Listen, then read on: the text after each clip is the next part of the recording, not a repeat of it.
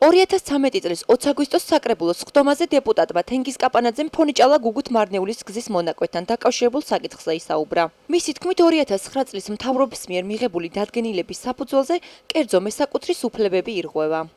სხდომაზე დავაყენე საკითხი და ალბათ ეს ოფიციალურად შედგოს სხდომაზე მიმართ. არის პრობლემების წინაშე მარნეულის მუნიციპალიტეტის მოსახლეობა მარნეულ გეგუთის გზის მონაკვეთზე. რა არის მიზეზი? მიზეზი არის 2009 წლის მინისტრთა საბჭოს დადგენილება არის გამოტანილი, რომ გზის რეკონსტრუქციასთან დაკავშირებით მიმდინარეობს საპროექტო სამუშაოები.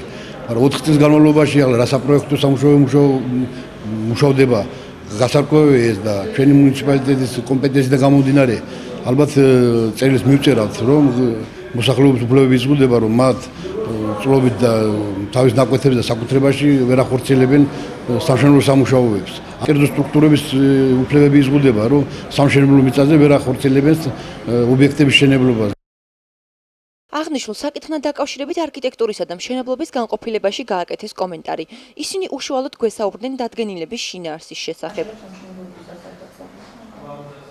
აღნიშნული საავტომობილო გზა, ფონიჭა-მარნეულის გუგუთის საავტომობილო გზაზე ეგ მონაკვეთი საავტომობილო გზის დეპარტამენტის ანუს განკარგულებიდან გამომდინარე არის შეზღუდვაში, ვინაიდან აღნიშნული გზა ფართოვდება და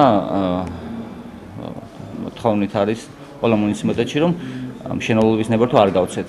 რადგან გზის გაფართოების შემთხვევაში მიწის ნაკვეთები უნდა იქნეს გამოსყიდული, ანუ თუ გაფართოვდა მაგ შემთხვევაში და თუ მშენებლობის ნებართვა გავიცეთ, თუ შენობა ნაგებობა დაიდგმება, უფრო სახელმწიფოს უფრო დიდ თანხმობრივად ექნება დაკავშირებული საქმე. ჩვენი გადამღები ჯგუფი 26 მაისის ქუჩაზე არსებულ შენობა-ნაგებობებს დააკვირდა, რის შედეგადაც რამდენიმე ურთიერთგამომრიცხავი ფაქტი აღმოაჩინა.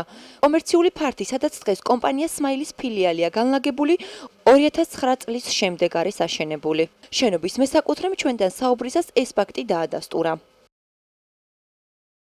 ყველაფერი არის წესერა, მიგზავნით გამგეობაში და გამოართვით საბუთები.